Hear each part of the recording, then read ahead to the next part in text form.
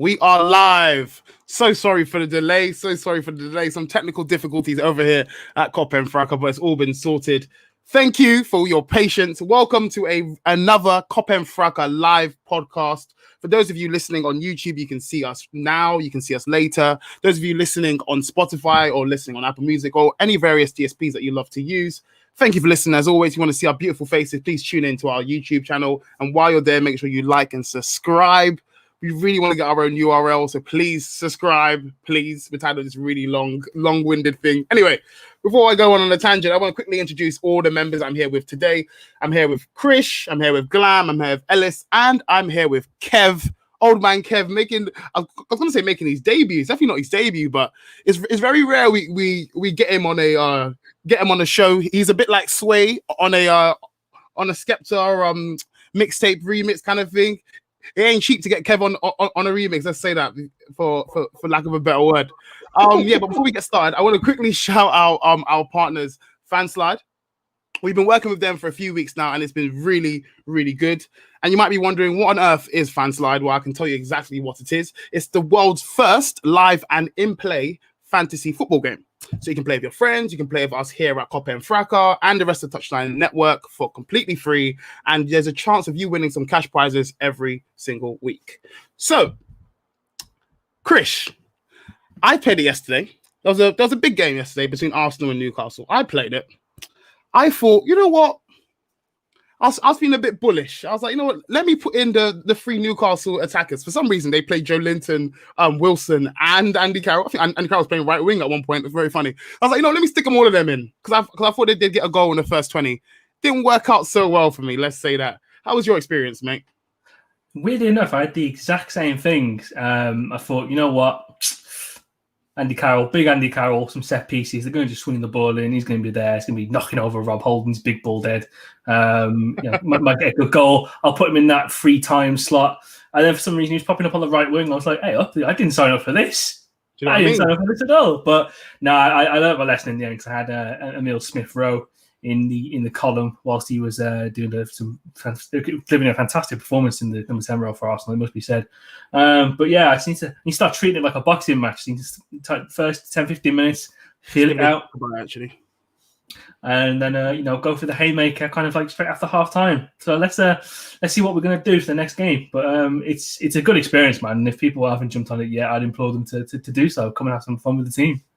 Yes, absolutely. Please make sure you jump on it. There's generally a £100 to £150 prize per game, but on the big games that we had, and we're going to speak about later on today, the Liverpool Man United game, there was £250 cash bonus, and that was out of nowhere. It was a 0-0 game, so I guess you had to be fortunate about who made the right tackles at the right time. I know that, it makes it quite difficult, but hey, we don't make the rules. But yeah, it's quite difficult, but it's quite fun. It's definitely enjoyable. It's completely free, so check it out if you can. Our next game that we have is Liverpool versus Burnley on Thursday, so make sure you download Fanslide on your App Store, your Google Play, or depending on what software that you use. And yeah, join in with us and tweet us and let us know your experience. That'll be cool. All right.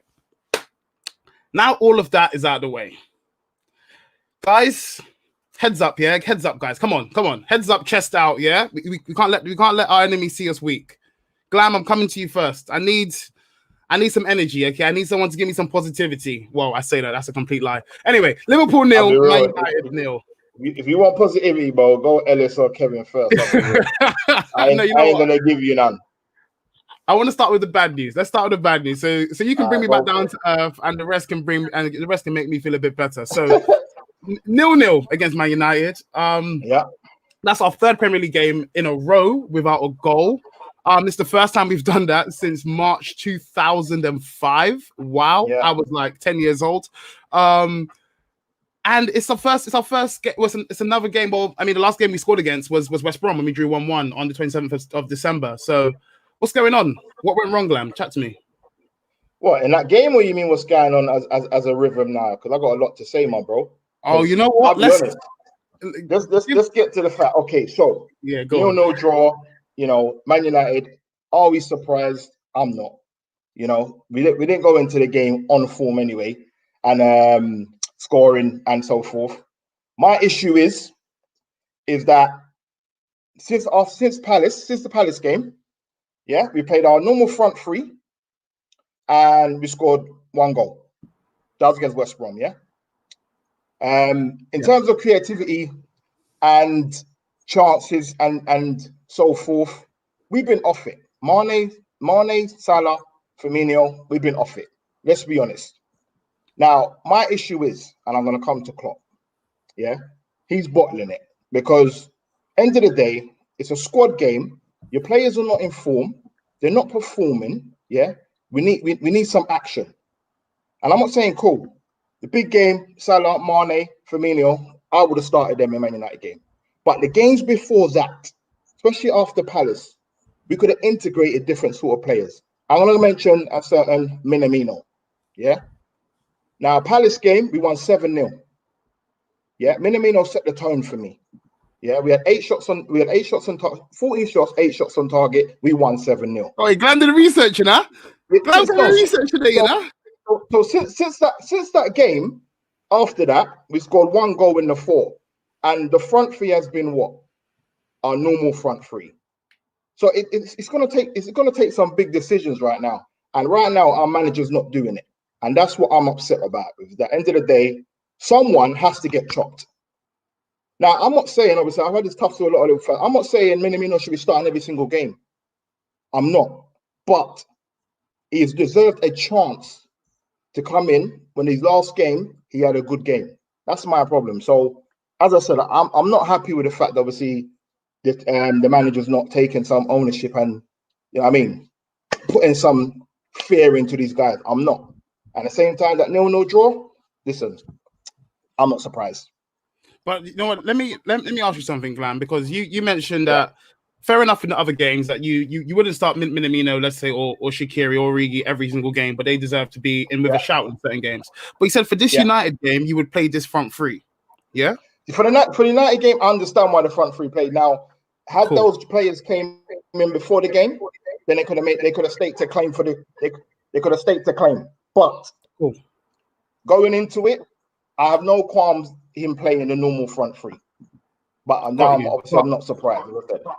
But with you saying that, before I come to anyone else, I'm just curious. But with you saying that, you would have started this front three against United. So what went wrong against United then on Sunday night? Well, one of the main things, obviously, I understand. Obviously, first let's start from the back because I think Fabinho and Jordan Henderson played fantastic at the back, and Man United came into the game. Let's be honest, they were fearful of us. They didn't want to get ripped open. Even though we're not in good form, they showed us a lot of respect. And I'm happy they did because a lot of their Muga fans were getting a bit, excited. I don't know where the excitement came from. But at the same time, we had Ronaldo, Shaqiri was brought in for the creativity. And we looked good. I can't lie. We was all talking live. We looked good. And we just weren't taking our chances. Don't let me bash. Let me just think, we're bashing Liverpool completely. We did look good. And I was confident going in the game. But then we faded out. We drifted. I don't know. Maybe frustration just kicking in. We weren't obviously getting that final third sort of strike and goal. I don't know, but as I said, first off, we look good. But I'll be honest with you, the confidence is just not there, and the fluency is not there with attacking style. And boy, mate, I'm deflated, mate. I'll be honest. Yeah, that's fair enough. I think even the hardest fought Liverpool fan will find it difficult to disagree with what you said there. El, how about you, mate? What do you think about this conundrum we've got going on at the moment as to whether this front three are just they're just a little bit washed, it seems like lately. Is it being overstated? Are they just going through a bad patch? We need to shake it up. Like, what do you think? Like, what would you put it down to for our grievances in front of goal in the last 3 games? I think there's a mixture of everything, Harold. They've played a lot of games. They have played a few in the last 4 years. I think Carragher made a good point in Monday Night Football, saying that these players have played a lot of. There's a lot of mileage in the legs. After Christmas, they look a bit devoid of ideas. There's no intensity in the game. They're like against Man United, I didn't see Mane going one-on-one with Wan-Bissaka. I didn't see Salah going in behind Shaw. I didn't see Firmino dropping off. So I think there is a few a few things to their game where they're not usually doing. So what they'll usually do, they're not doing, and that's been shown in the last 4 games. Would I change it up? Yeah, I probably would, because they need a rest. I mean, before that, our most other informed forward was Jota, and unfortunately, he's injured. Minamino, like we was discussing earlier on, he's a good player, but there's probably things that Klopp is seeing that he doesn't really like, and he doesn't think that Minamino can affect the game, as well as Origi. Shaq blows after 50 minutes. He can't do it for the whole game. So there's a mixture of a lot of different things. I would like Liverpool to mix it up, because the front three, they can't play every game. You know what I'm saying? They're not Iron Man. They're not Superman. They need a rest. And I think that's we can see that. They played a lot of football between December and now. They've played a lot of football. So they do need a rest. And probably that's what's taking over, mental fatigue as well as physical fatigue. Yeah, I think that's fair enough. One point I wanted to make, I haven't really heard anyone say this, and I wanted to hear you guys make your points first. And I want to just get this one out there. With me, I mean, you watch Liverpool, even with our 17-18 season, over the last, 3 or 4 years under Klopp, we've played some great football, some great attacking play, even that rock and roll football of 17-18, where Salah obviously broke the Premier League record, and we thought he should have had way more goals. These guys, they always miss chances. Honestly, if you watch us, even when we're at our free flow attacking best, they always miss chances. Even when we beat Crystal Palace 7-0, we still miss great chances, yeah?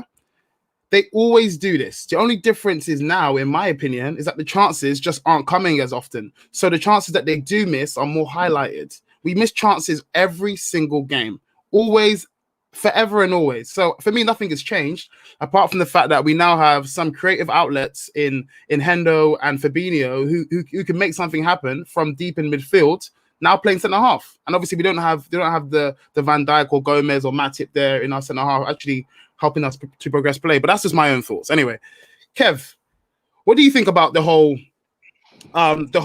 front three conundrum at the moment? Because I know there was a piece from Jamie Carragher and Gary Neville on Monday Night Football yesterday night on just how long a typical prevalent, proficient front three normally play for, and it tends to be around 3 years max. Obviously, these guys are now in their 4th year, going on to their 5th with the next season coming up.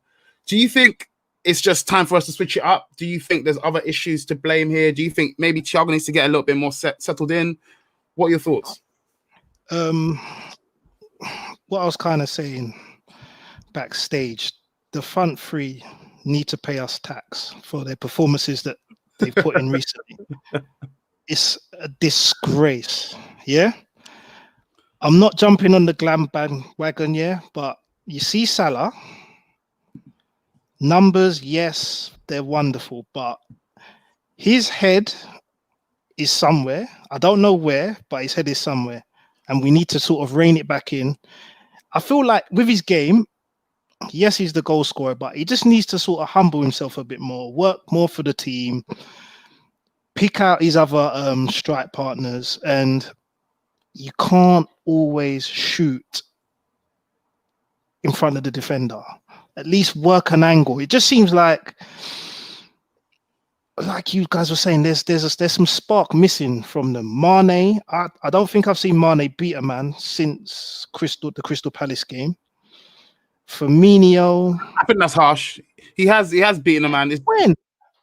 But often the final ball. When the last time you saw Mane beat a player? Even against United. No, I swear he got locked off. I remember him running past. Who was it?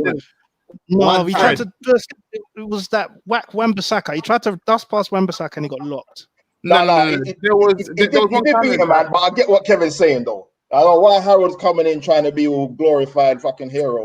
Remember, I'm a Mane fan, you know. What's he defending, I'm a Mane fan, bro.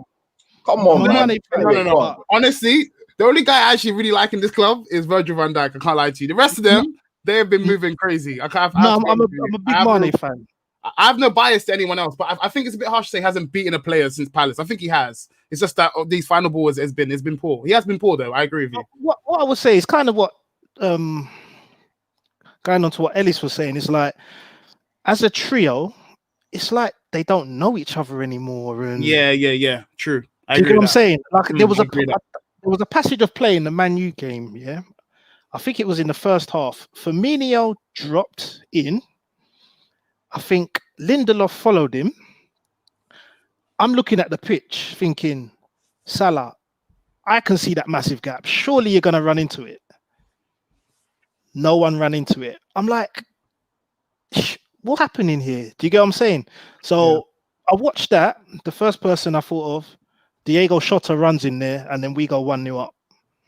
You get what I'm saying? Like, no one's running in behind. It's like everyone just wants it to feet.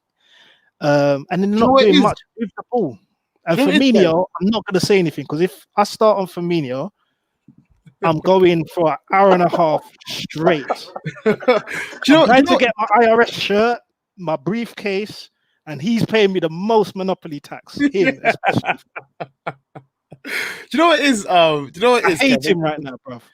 Do you know what it is? And you make a good point about the runs in behind. So the main difference, and it's good that we refer back to the Palace game. The main difference is, in that game, we obviously played Minamino, Firmino, and Mane, and it looked like they all knew what was going on. They all had their roles. Like, I haven't seen Firmino run into like a pocket like that since that game, by the way. But now, obviously, with Mane, Salah, and Firmino, they're all looking like, oh, I can do something with the ball. So I always wanted to be. And there's like this old school rule of don't let the goalkeeper see that your shirt. They can all, the keeper can see all of their shirts. They all got their back to go, and I was making that ongoing run. I think you make a very fair point. And one thing I'll say with Minamino, the only I'd say is, yes, he has his bad points, but I feel the way the attack is at the minute, he's probably got, you lot can diss me if you want, but his movement is probably better than the majority of the front three in regards to movement, going into pocket. He might get it and lose it because he's lightweight, but his movement's pretty good. And that could just be a spark to create something for Mane or Salah. Notice I'm going to miss Firmino, Mane or Salah, to score us a goal and we finally win a game. Yeah, fair point. I think at this point it's worth us trying something different, because what we're trying, this isn't working. Chris, I'm sorry, man. I'm coming to you because these guys have given me all reasons as to why I should probably have a nice vodka Coke before just after we finish this podcast. But can you give me some reason to smile tonight? Were there any good things that you could take out of that United performance? Kept a clean sheet. So it's a nice thing. You know what? Sorry, Chris. You know what? Before we go into that, actually, I do want to break down the game a little bit more. So tell me your thoughts on the overall game, because I feel like we've almost spoke about things in conjecture, like things all together as once. Tell me about the actual games. Talk me through how the game went on, like in let's say the thirds or quarters. I feel like kind of the first half we played really well. United did their typical thing they were going to do. They didn't play great until about 60, 65. I think Ole made a bit of a mistake not bringing on Greenwood when he brought on Cavani as well. It's been a bit too safe, because when we were fading out the game, they really could have took the chance to win it. I mean, they had the two best chances of the game. Thankfully, we've got the best goalkeeper in the world to kind of keep the clean sheet too. But in terms of how we performed in the first half, I mean, hate more loving. I thought Wijnaldum got in some decent positions, kind of pushing up, being in that kind of triangle situation with Robertson and Mane. So that looked like a bit of a threat from the left-hand side. And we were getting some decent penetration in. Do you think that was more? Do you think that was more first half an hour as opposed to first half, though? I did feel like so it definitely was first half an hour, and that's a Liverpool theme. It's like you don't blitz the first half an hour. You go for it in the first 30 minutes of the game.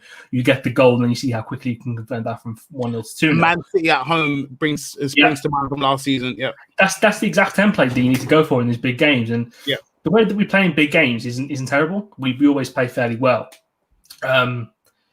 It's just so annoying, because I can look at the rest of the team, possibly bar Trent and Gini. I mean, Gini probably did a lot of the water carrying in first half, but then in terms of attacking outlet in the second half, when you need him in sometimes, you can see Thiago really having a go at him. There's one time after he took that shot that De Gea saved, which is kind of one of our only real shots in the last 20 minutes of the game.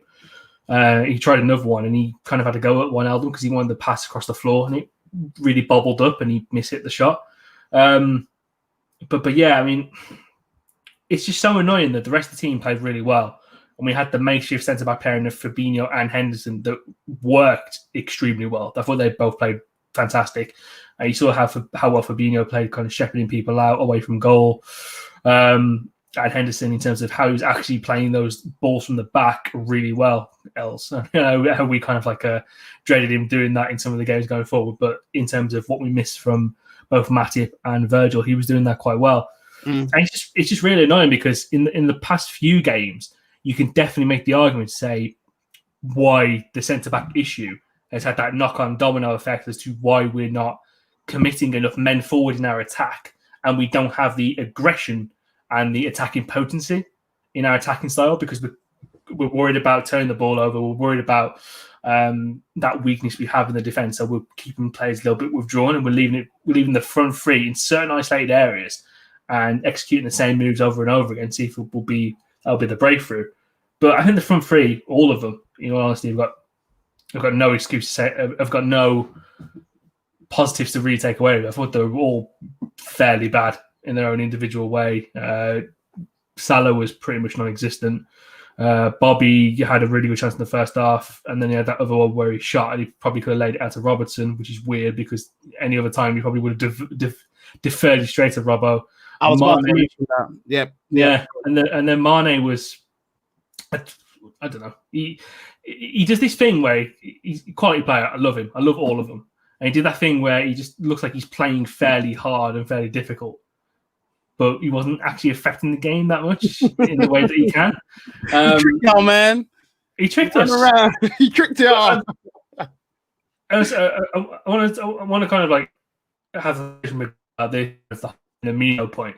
I was thinking about it this morning, and in terms of what we did with Shaq, in terms of having someone who would normally be the sub you bring on for the last 25, 30 minutes of games to kind of make a little bit of an impactful change, take a shot from 30 yards out, possibly score.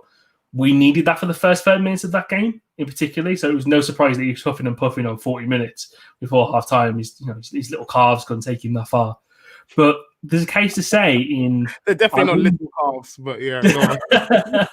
There's a case to say, possibly not for Burnley, for Minamino, but maybe for Origi, that you start one of the other guys to be the water carrier, do a lot of the running, do a lot of the shit work that the front three have having to do in the past few games. So one of them could come off the bench and then make a bit of a meaningful impact. So let's say for instance, I'm James Tarkowski. I have to go. Going up against Divock Origi isn't an easy task. You know what I mean? Big lad. You know he's going to put in a shift against you. I'd say 65 minutes. Mo Salah's coming on. You're thinking, oh, fuck it, I got to deal with this now. Because this is the one problem we've got at the moment with Jota not available. We haven't got that impact guy, and we don't have that plan B option in terms of like a Giroud or Edin Dzeko, where we can kind of change up the play and spam these balls into the box. So in lack of a plan B, you need to have an alternate way of kind of setting out your squad.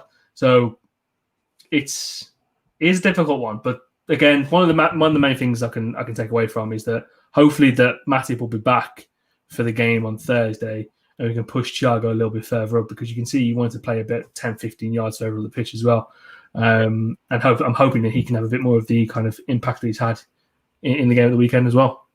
Yeah, thank you for that, Chris. I think you broke that down quite well. I wanted just to touch on the first, before we move on to what went well. I think the very few things that did go well in the United game and the games we have to come. I did want to touch on the first half an hour, and I think it's interesting to talk about. So this is how I viewed it. Yeah. So in the first half an hour, we have our front three who are on it. They look like they're not even our front three. Our team look like they're on it, and they really like they're really feeling bullish. Like they want to take the game by the scruff of its neck. We're on Discord, and well, at least Glam and I are on Discord, and we're all like, okay, like we look up for it. We look like we're actually enjoying our football today, yeah.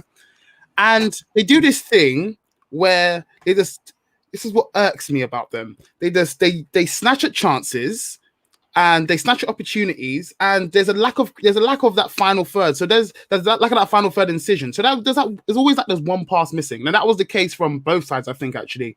In fact, the whole game. There was lack of that real incision in the final third. But that one opportunity you're talking about, where Firmino could pass it to Robbo, was like, mate, what on earth are you doing? Like there was if you watch it again, I think it only make you angrier. So watch it while you're in a calm mood. If you watch that chance again, it absolutely bewilders you because Firmino's completely surrounded and he could easily pass it on to Robbo like he normally would because he has great presence of mind and he doesn't. But the reason why he does that is because our front three are so used to continuous chances, and I think they're forgetting that we don't have those chance creators. Or, for instance, Trent isn't on the boil like he usually is. Hendo's not in midfield, but he's actually been playing quite well recently. Thiago's not as further forward as we want him to be. Fabinho's not that anchor in midfield, but they're still playing like this is the usual run of service. We need to use those opportunities because they're really few and far between at the moment.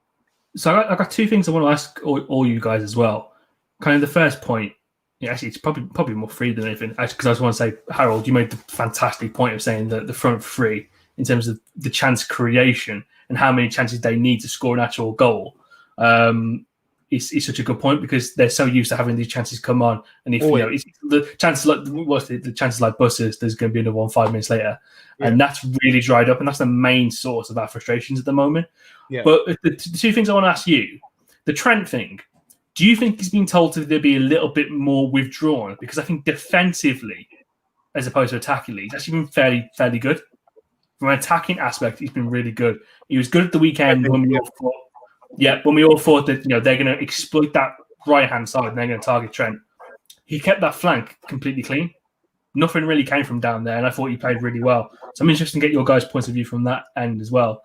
And the second point, do you feel in this current run that we're on, we kind of need someone to step up, like Gerrard used to, and just kind of say, every time we're on the attack, give me the ball, give me the ball, give me the ball. Similar to what Kevin De Bruyne is currently doing at Manchester City. Because Manchester City, they're getting these results. They're banging out these wins, these 1-0s, 2-0s, but they're still not playing particularly well. And I don't think there's any team we can look at in the league and saying they're playing the most amazing brand of football. But what they're doing is they're feeding the ball to De Bruyne at every single opportunity, and he's creating it like prime Steven Gerrard would do. So the one thing that really annoyed me, I definitely want to get you guys' opinion on this, is that did you feel pissed off that one, if not Mane or Salah, was going, give me the ball, give me the ball. And Thiago tried it for sometimes in the second half, but he was too far withdrawn in the pitch to make anything happen. That Salah was not going, cool, give me the ball. I'm going to face up Luke Shaw. I'm going to take him on, dribble in, I'm going to create something. I'm going to keep doing that. We're going to keep doing this until something happens. Yeah. Chris, I'll go on the second point. I think I came into the group chat about 40 minutes. I said, I don't like Thiago as a 6 because we need him closer to the forwards. And had we had him closer to the forwards, I feel that he would have started to force things a bit more. He'd probably take more shots. He would have probably picked up Robbo on the left-hand side a bit more. His mind works quicker than the average player. So sometimes he'll get the ball. Like there's a couple of times he got the ball in midfield and he would do like a little top of the shoulder and go past the midfielder. And that's what we needed. So I feel that Thiago is going to be that guy to say, give me the ball, I want to do something. Give me the ball, I want to do something. And hopefully he can feed it into the front three, because even though the front three are off form and they're not playing well at all anyway on an individual basis, I believe that the ball is not coming to them quick enough. And that's also bro. Man, quick enough, bro. It's not coming to them quick. Yeah, you can say Narclan, but that's the truth. It's not coming to them quick enough. Like, for instance, what the speed of the ball. The speed of the ball to them is not quick enough. That's why we're not getting chances. I think the point Al's making is the tempo isn't there. They're getting chances, man. No, Glam. It isn't that. They're getting chances, man. All right, go on, finish anyway. I need to attack both points, so I'll let you finish. Okay, cool. It's not the speed of the ball, it's us getting the ball from one end to the other quick enough. We're differing on the ball too much. And that comes because probably, let's say, we're just lethargic in our play. Our mindset is not in it. First 30 minutes was very quick. We was on it. We was moving the ball quick. Then once we started to tire, you see everything was, now we're starting to doubt ourselves. Firmino had that shot with the left foot. He's doubting himself. Usually he takes a touch. He sees Robbo there. He gives it to him because we're doubting ourselves. And that's why I feel. So, Chris, the last point, yeah, I think that Thiago is going to be our man who's going to be feeding the front three.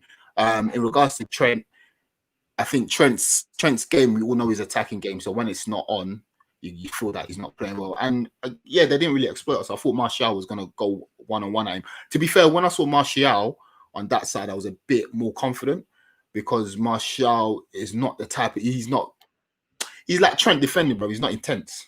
So he's not going to constantly get at Trent.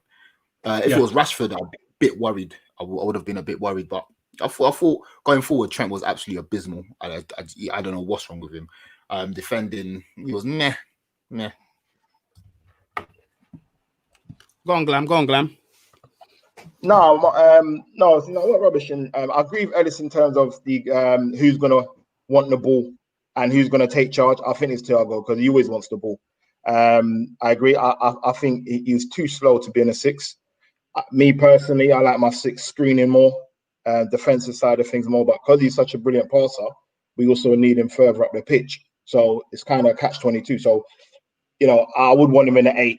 So the responsibility can fall to either Gini or Henderson to mop up behind. In terms of the front three, yeah, our chances are not being created as normal. I get that. But these guys are getting chances, man.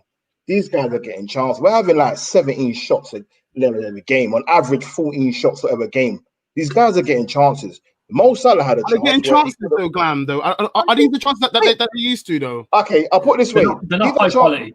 They're not high quality. These are not clear-cut chances where, you know what I mean, it should be a shoo-in. Albeit at West Brom, Mo Salah one-on-one, he's touched, let him down.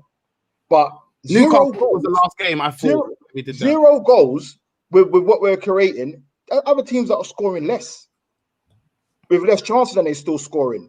I can't justify 0 goals because of our chances. We're getting opportunities. We're getting in the box. We're getting shots on goal that we're doing as pass backs. We're getting shots that we're skying over the bar. The chance when Mo Salah came into the middle and had it. If he looked to his left, he could have passed to Gini, but he didn't. He tried to beat a man and then shoot. So they are getting these opportunities enough where they should be scoring. It's just confidence and bad form. It's as simple as that. They don't have to be sparking out to get goals, but we're not scoring. And these half chances are enough chances to at least get something from it. They're not doing it. And also the fluency of the passing. They're not passing to each other. This is why I want the front three split up, because something's going on further that I don't know where it is. I'll be honest with you. I mean, we all know Mo Salah was moaning about the captaincy given to Trent the other day. Why does that have to come out? What is that? What? So what? So what, bruv? Why? I think Glamour's is frozen. They're right on cue. I'm gonna screenshot that. Give me a second. Yeah, you know what I mean? But no, it's annoying. Anyway, and then that's funny. Do you know what I mean? And in terms of the Trent, Trent's off form. I don't know. Trent's just, he needs a holiday, mate. He needs a holiday. But the thing is, we can't. I don't trust Nico. Of my principle, Nico should get a try. On my principle, because you're not doing well. But really and truly, I don't blame Klopp if he doesn't, because who trusts Nico? We don't. Do you know what I mean? So, mate, yeah. All right. Okay. Fair enough. You know what, Glam? Fine. Cool. I personally disagree. I think it's a little bit.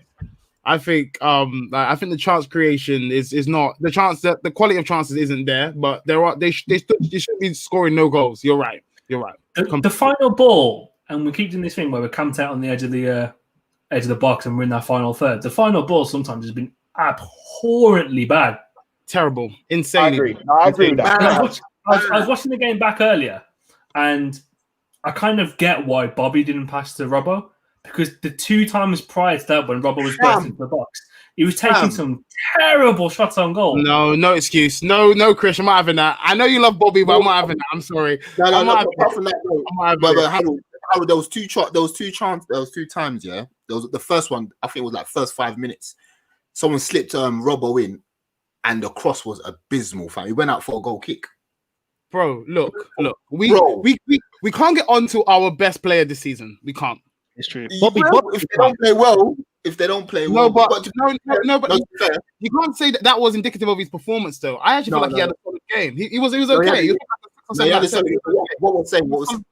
the final ball. Take away from me. His overall game was good, but the final ball. Imagine if Robbo fought like that to Firmino. Firmino would never receive the ball. If Robbo thought last time you did this, you did nothing. Firmino would never touch the ball, you know. Is that what you want? True, but I've not. I feel like the last time Robbo passed the ball to Firmino, he scored that world against Palace, which felt like he was like 19. No, but Firmino has to pass there. He's not a killer like that. You're not. You get if it's Aguero or a Lengman there, you know them type of man can shoot. It can go over the bar, but you can't even look at him because my record speaks for itself. In it, I don't want to hear nothing. Yes, Firmino, your game is slipping players in. Just pass the ball, fam. Yeah, for real. Okay, anyway, let's move on a little bit because I did mention earlier what did go well, and there was a little bit. There was something that did go well. Okay, something did go well. We saw Hendo actually play a very decent game at centre half. Nice to see that. Fabinho was good again at centre half. My man of the match. We had Alisson in goal, who made it was routine for him, but some very important saves as he has been in his last few games. And lastly, we had a very good home debut, though Glam may disagree, from Thiago Alcantara. So let me just reel off a few stats from the game. So we had the most passes in the game with 86% accuracy. He had the most touches. He had the most chances created. He had the most dribbles for Liverpool. He had the most tackles for Liverpool. And he had the most interceptions. And that was the highest, which was 7 of any player in the league so far this season. It's a pretty solid home performance. Kev, I know you were over the moon once you heard that we signed Thiago Alcantara. What did you make of his performance on Sunday night? Come on. So, Thiago, the first, I'm going to try and be as truthful as I can because I know Glam's just on my neck right now. It's going to pick holes anything I say. Yeah, so Thiago, for me, first 40 minutes, top. It's what I expect of him, innit? Like, okay, let me just go to that phase of play. I think we discussed it in the first half. He opened up, looks like he was going to pass it over to Trent, disguised and wrapped it into Wijnaldum, who was in the 10 position. Wijnaldum didn't even know the ball was going to arrive. Wasn't on the half turn, took a touch backwards, then turned. He had about 7 touches, and it was like, raw. That's not how we play football. I'm just a plumber here. Like, I just put fires out. You're not meant to pass the ball back to me type thing. So the reason why I'm saying this is because I when we signed him, I said, nah, let's put Thiago in the 6.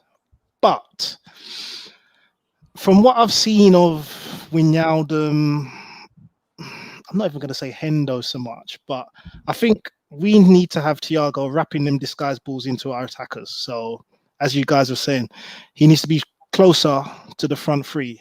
Agreed. At least Mane and that, they'll be receiving the ball quicker, half turn. Sometimes it'll go in behind when they want it. Good way to pass. And the thing is, Thiago's genuinely just a top player, isn't it? I do feel, though, that we don't have enough plumbers at the minute to do his work due to Fabinho and Hendo having to play at the back. So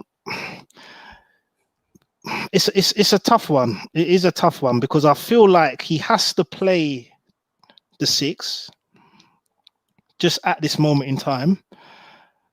But then, do you not think if we can get a Matip or a Nat Phillips to come in, or even a Reece Williams? No, you know what it is. No, forget all of this. Forget all of this. You see what it is, yeah?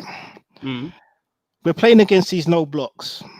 We've moaned about it for the past 2 years, and I'm going to be on Klopp's side here, yeah? Klopp went out and bought Ox. Klopp went out and bought Naby. We're going to come on to Naby in a minute, yeah? And he's gone out and bought Thiago, yeah? Okay. That's 3 players I feel that he's bought to sort of be a sort of locksmith type player. Yeah. To create chances in these low blocks. Ox can shoot from outside the goal. Keita, I don't know if I still back him, but at least he could still dribble, create things, and also Thiago. So I don't really want to diss Klopp too much because I feel like he has shown that, yes, I am trying to possibly rectify this situation. But I mean, 2 centre halves out, all these injuries, and then I feel like we've then becomes really we compensate for the fullbacks now. And all we do is whip crosses in, whip crosses in, whip crosses in, whip crosses in. And we haven't got a big Giroud type figure, as someone said. And we're just predictable. Yeah. At this minute. Thiago, I think Thiago, Shaqiri, and I would say Jones, but I feel like Jones, I'm going to say something wild here, yeah, but I'd send Jones back to the under-23s for 2 weeks, you know.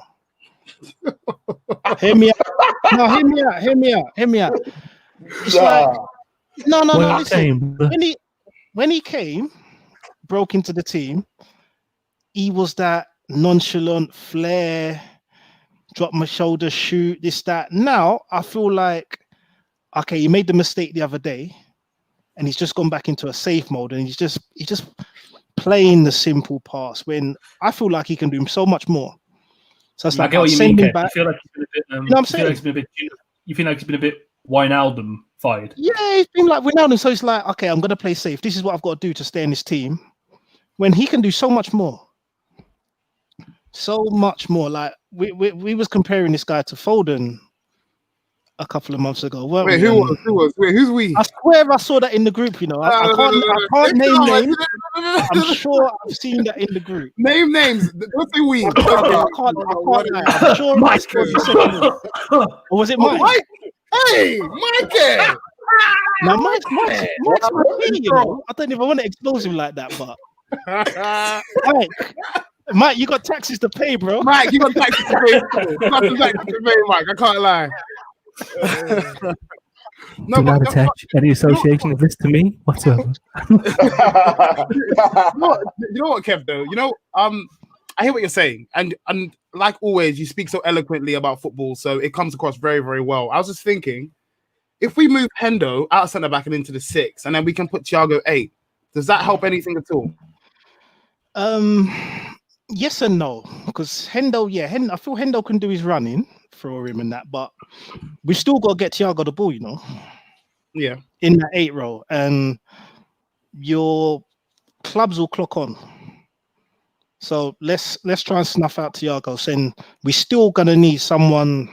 I don't want to diss Hendo too much. Someone a bit more clever in that 6. We just need Fabinho in the 6 because Fabinho can do it all. He can lock off, he can pass it to man, and everyone just feels safer. But it's hard. I guess this is why Klopp gets paid with that big P, because he's gonna have to try and make it do work, something. Because boy, it's annoying.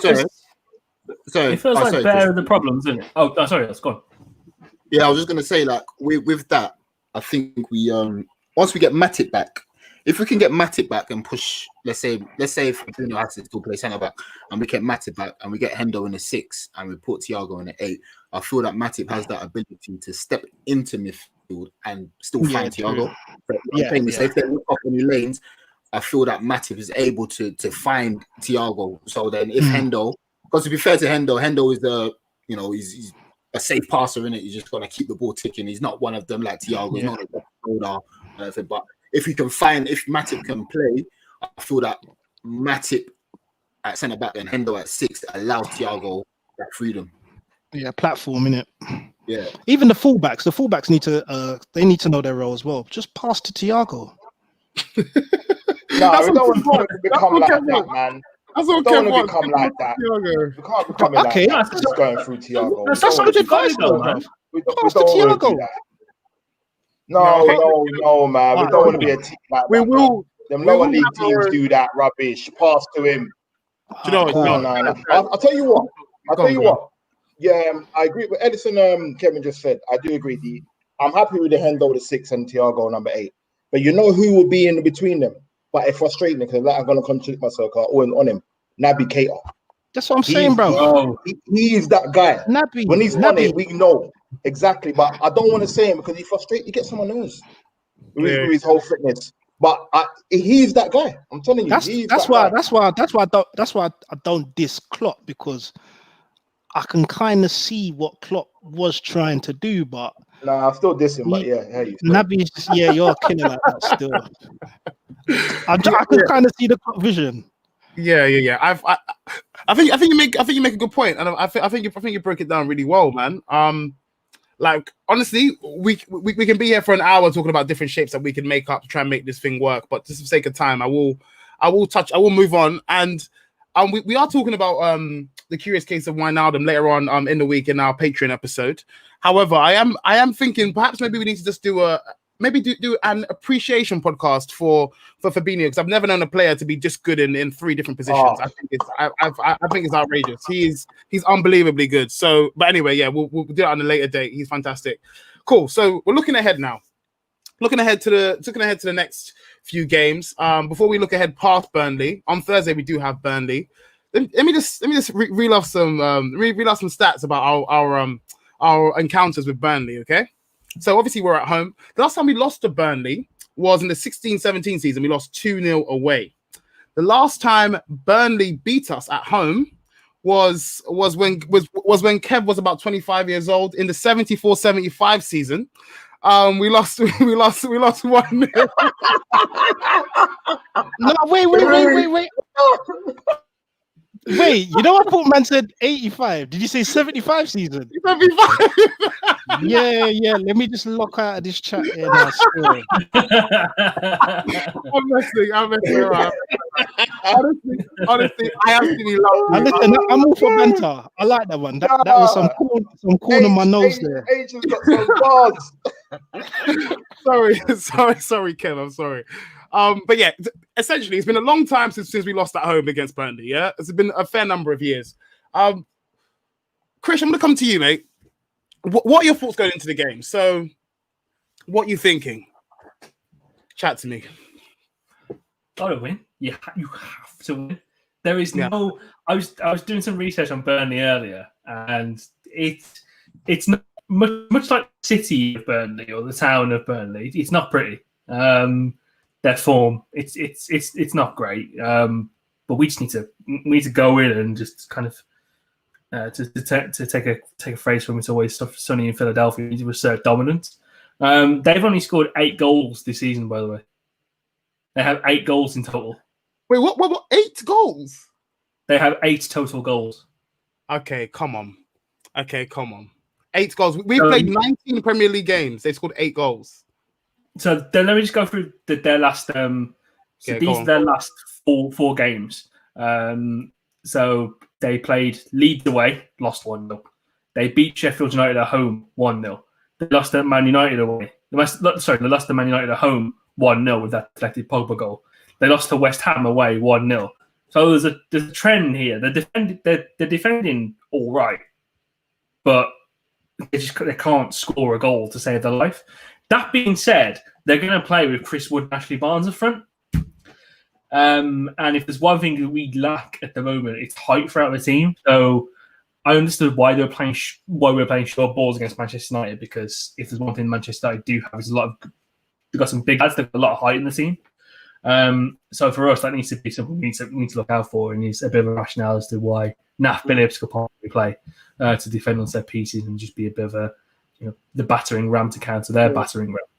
Chris, let me ask you, because sorry to cut you off there, pal. No. You said that we need 3 points. Of course, absolutely right. I couldn't agree more. So tell me, how are you approaching the game? So what's our personnel like? What's our formation? What do you think needs to change, if anything, going into game so we can secure those all important 3 points? I still play 4-3-3 formation wise. Well, we're talking about teams we played earlier on. So in terms of what my lineup would be, because I think we can all agree that some players are out of form and some players just need to be taken out of the line a little bit. With some of the games coming up, obviously the fact that we do play Man United yet again on Sunday in FA Cup tie.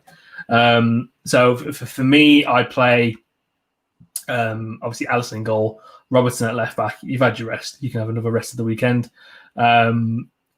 If he's available, I play Matip with Fabinho at the back. If he wants to give him a little bit more time and bring him back for the Spurs game, that's understandable. In which case, I would probably play Nat Phillips, because you're not going to be expecting Burnley to press you a lot. Like I said earlier on, it's going to be a lot of area battles. There's going to be a lot of stuff played up the top. Right back, the interesting choice is I'd probably just play James Milner there, just to get a little bit, just to take Trent out of the line a little bit, kind of sit him down and say, look, get your head right and just get yourself back in the game. Again, there is the school of thought saying that you play into game in a bit more rhythm, but it is what it is.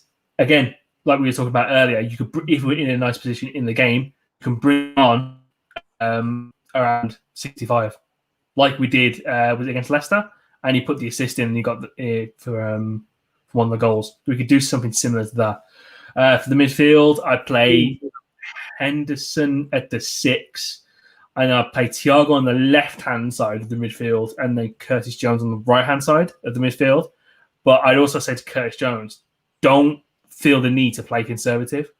Take the chains off a little bit, and to kind of say what Kev said earlier on, play like. And I had this conversation with Fahy last week as well, which is quite funny.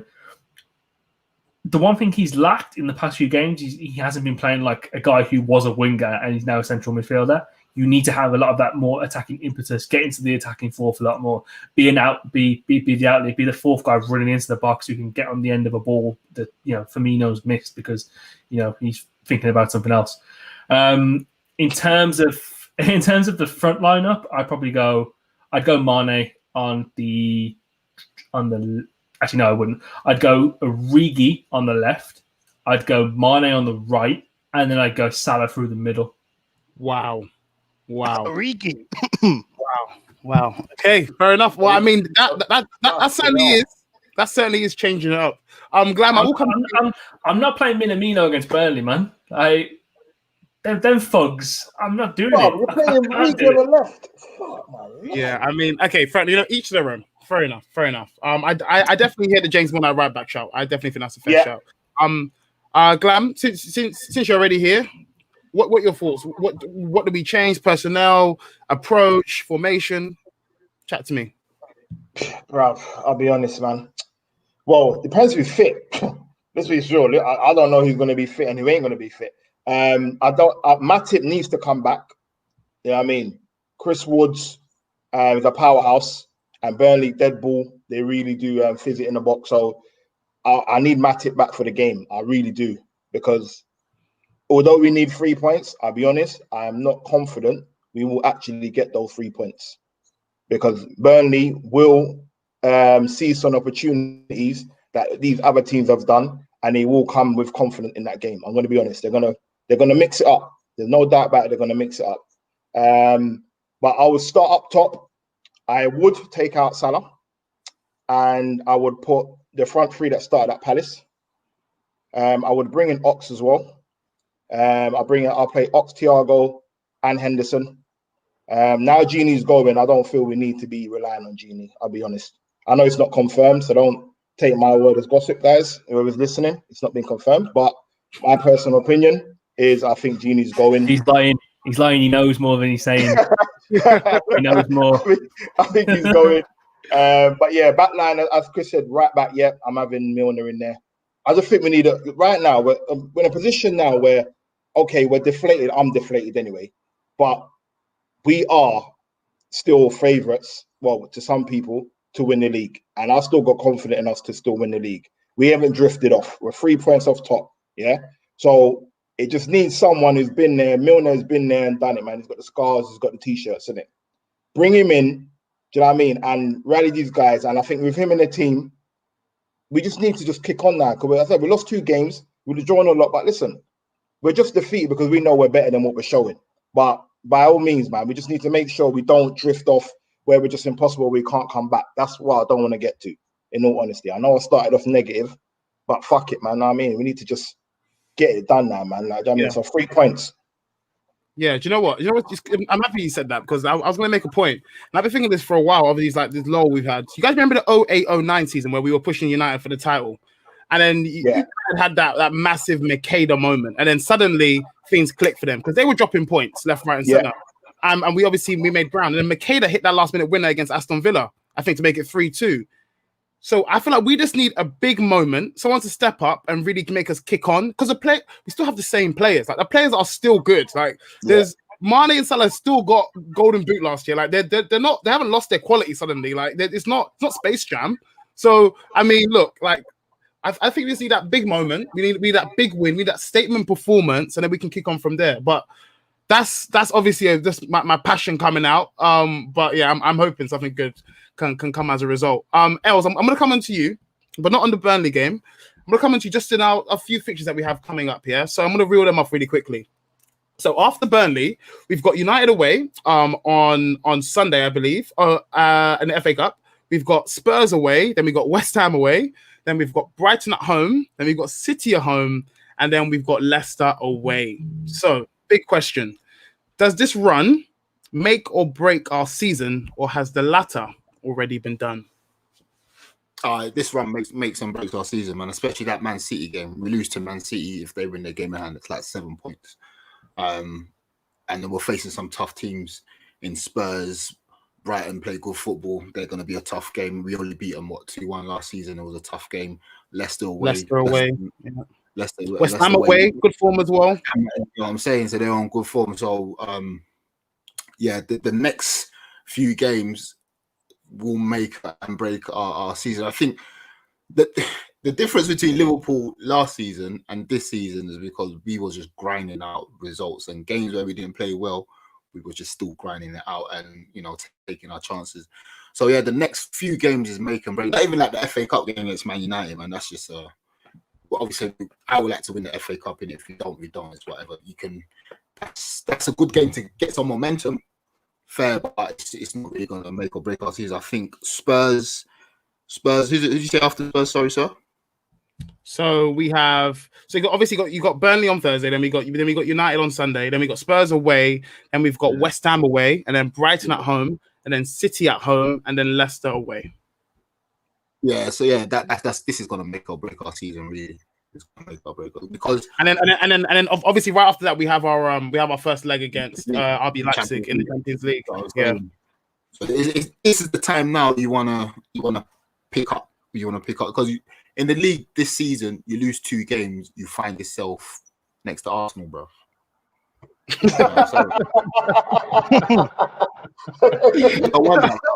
up that, bro. Once you get next to Arsenal, that's how you know you're in trouble, fam. Yeah, for real. Yeah, big time. Kev, I'm gonna come to you, mate. I'm gonna pose you the same question that I posed to El. So obviously I brought off those fixtures. There's some really big games coming up. How are you feeling going into those games? Obviously we're on some really bad form. Some of the worst form we've been on the clock. What do you think? Can we muster enough to make that next step to really like put a run together and actually challenge for the title? Or do you think this run is just a bit too difficult and we're just gonna fade away and we should just hope for top 4? The funniest thing is, when Van Dijk got injured, we said, "Oh, that's it, we've got no chance."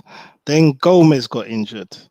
"Oh no, that's it, we got no chance." Then we went on a decent run, and then we was all gas saying, "Yeah, we're running away with this. They can't chat to us."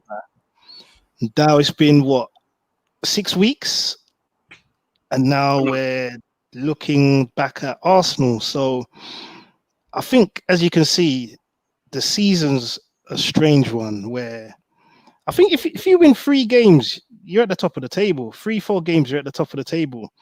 The only issue is, I think, it's just goals, man. Like, looking at those fixtures, I don't think our defense is going to win many of them games for us. So if we're not scoring, I'm not even trying to be negative here. I don't think we'll lose many, but I just see draws. Yeah, I hear that. Do you get what I'm saying? I just see draws. I don't think we'll lose them, but I don't know where that magic or spark's gonna come from.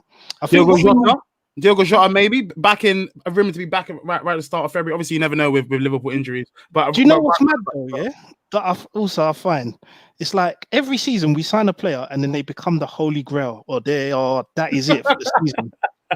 Oh, if we haven't got Virgil, we can't do nothing. If we haven't got, who else was it? Maybe Fabinho. Now it's Diego Jota. People still going about Coutinho, and that was like 3 years ago. So why? Diego Jota shouldn't be this important for me. No, yeah, it's true. We shouldn't. You're right. Shouldn't be this important. Now we're relying on Diego to come back and save our season. We just signed him. Hey, I mean, look.